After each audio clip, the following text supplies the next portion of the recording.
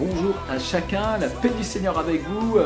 J'espère que vous préparez cette fin d'année dans la paix. Nous la préparons dans la paix, mais aussi dans une excitation de la foi, puisque nous préparons une belle mission d'évangélisation, de consolidation de l'Église persécutée dans les nations. Nous serons au Népal du 7 au 17 décembre avec un groupe de personnes, dont l'évangéliste Yves Baron et son épouse qui vont m'accompagner. Elle pourra faire, en tout cas, nous aider pour la traduction. Et il y aura Michel Banque aussi qui va nous accompagner, la vaillante servante du Seigneur qui nous accompagne dans nos missions depuis plusieurs années maintenant. Et vous allez aussi nous accompagner certainement par votre prière, par votre amour. Et merci à tous ceux qui ont déjà fait un don, une offrande et qui soutiennent la mission de Action mondiale évangélisation, où nous suivez déjà pour certains depuis des années. Et merci pour votre fidélité. J'aimerais partager avec vous juste un verset de la parole sur lequel je peux tellement m'identifier aujourd'hui. Philippiens au chapitre 4 au verset 10. J'ai éprouvé une grande joie dans le Seigneur de ce que vous avez pu enfin renouveler l'expression de vos sentiments pour moi. Vous y pensiez bien, mais l'occasion vous manquait.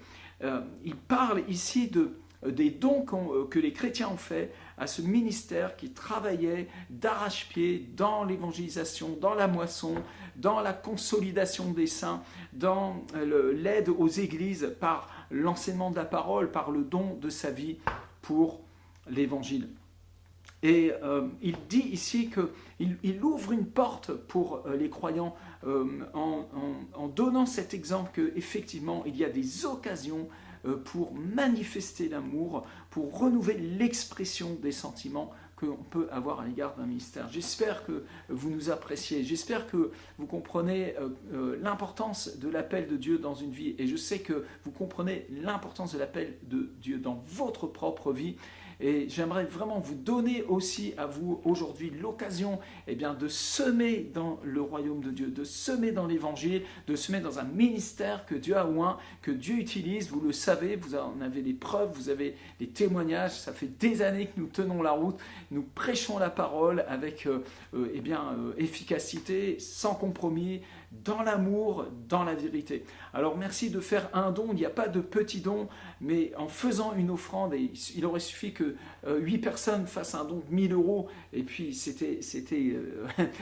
on pliait les cannes. Bon, le budget a dépassé les 8000 euros largement, et nous voulons faire une offrande aussi aux frères là-bas, mais s'il vous plaît, simplement soyez sensibles à la voix de l'Esprit. Je pense que Dieu est en train de vous toucher au travers de ce message. Nous vous aimons, nous vous remercions de répondre, d'être obéissants à l'Esprit de Dieu et de vous laisser toucher le cœur dans cet appel. C'est un appel pour soutenir l'Évangile dans les nations.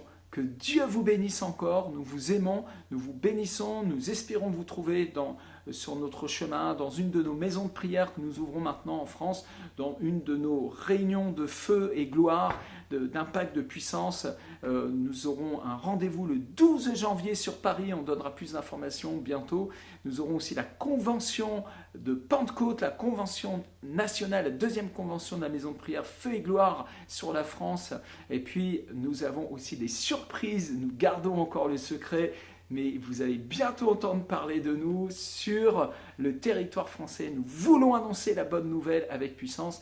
À très très bientôt et restez connectés sur feuillegloire.com. Nous vous aimons. Shalom.